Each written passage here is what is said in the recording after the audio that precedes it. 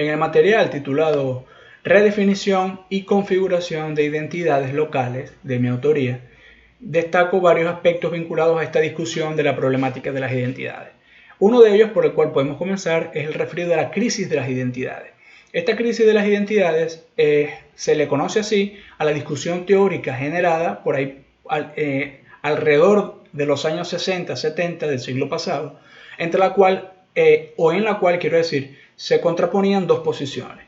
La primera era la que defendía lo que hasta entonces era la teoría de la identidad, la idea de una identidad singular, particular y además homogénea, contra, heterogénea, quiero decir, múltiple, en el sentido de que los grupos se definían a sí mismos con algunas particularidades bastante locales y bastante exclusivas de sí, contra una noción de la identidad en plural, la teoría de las identidades, que sostenía que la identidad tenía elementos globalizantes, homogéneos en este sentido de que la globalización lo abarcaba todo y lo homogenizaba todo, y por tanto entonces una nueva forma de identidad. Entonces, bueno, encontrábamos dos posiciones encontradas, y valga esta redundancia, esas dos posiciones contrapuestas, una, por un lado, que sostenía que la identidad era particular y singular de grupos, y otra que alertaba acerca de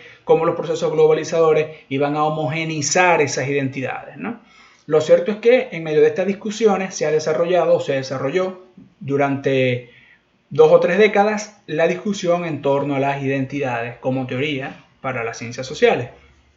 En ese contexto comprendemos que el mundo estaba atravesando por situaciones bastante particulares que constituían justamente o que permitían justamente esta discusión y este cambio de paradigma con respecto a las identidades. En el mundo estábamos por ejemplo, en plena ebullición del fenómeno de la sexodiversidad, la lucha por los derechos civiles de distintos grupos sociales, ecologistas, feministas, etc. África se estaba descolonizando, esas guerras civiles africanas de las naciones africanas, quiero decir, por la independencia con respecto a las colonias europeas, etcétera, etcétera, etcétera. Es decir, el mundo era un caldero de muchas cosas nuevas y eso permitía entonces ver en muchas esferas distintas el tema de la identidad. Lo que permitió entonces verlas de forma plural, es decir, como un fenómeno y procesos de construcción que eran múltiples, dinámicos, diferenciales, con contrastes entre sí, de carácter relacional, esto es muy importante, indeterminado, como ya les mencioné, e inacabadas, ¿no?